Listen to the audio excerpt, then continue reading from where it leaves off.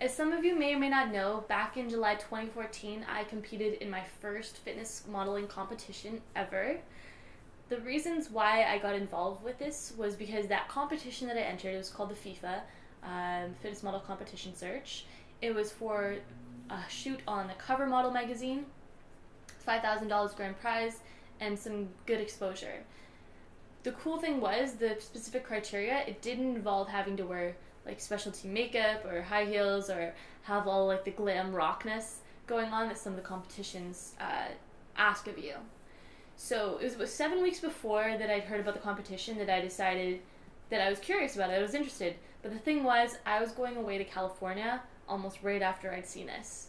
So I go away to California for about a week and I gained probably about 3 pounds. Not a big deal in my world, I'm very easygoing about these types of things.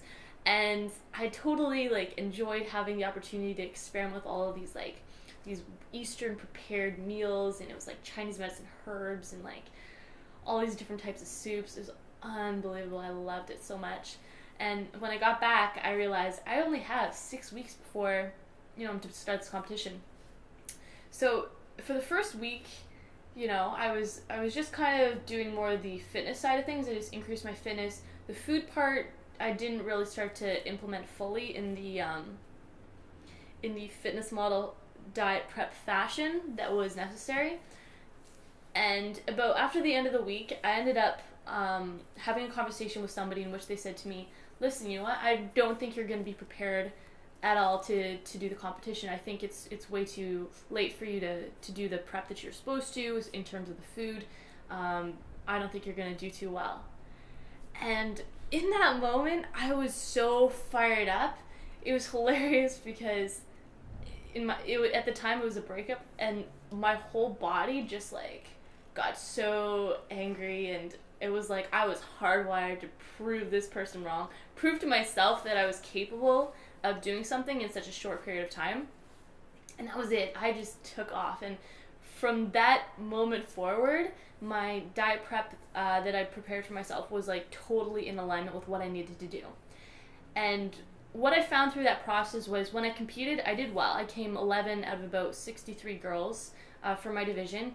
I looked good on stage. I definitely lost quite a few body fat percentage, and everything had rapidly transformed for myself. You'll see the photos just right here and here. So the before and the after. And this was, like I said, this was a period of 5 weeks that this transformation happened. Part of this shows me that you can do anything you want when you put your mind to it, but another big part of it is it was not a totally sustainable impetus. And what I mean by that is after the competition finished, I more or less, what some people say, fall off the bandwagon. So I rapidly had gained back some of the weight, which once again, to me, that's not a big deal. That was totally fine.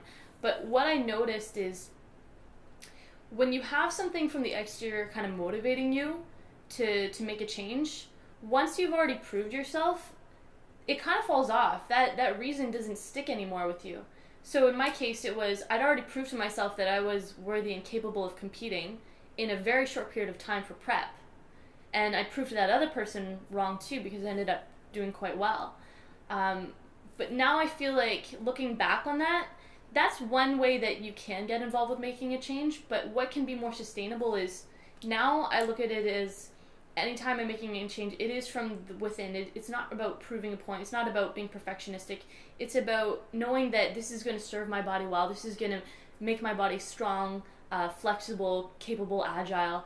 And it's a completely different reason. And to me, that's been a really sustainable mindset change, is realizing that it's not about showing to somebody that you can do it. It's about showing yourself that this is just good for you, and making it really simple in that.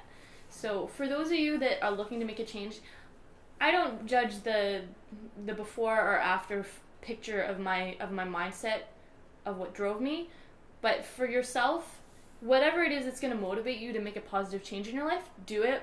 But just know that at some point, the reasons behind it may have to change in order for that change to be sustainable and last a long time.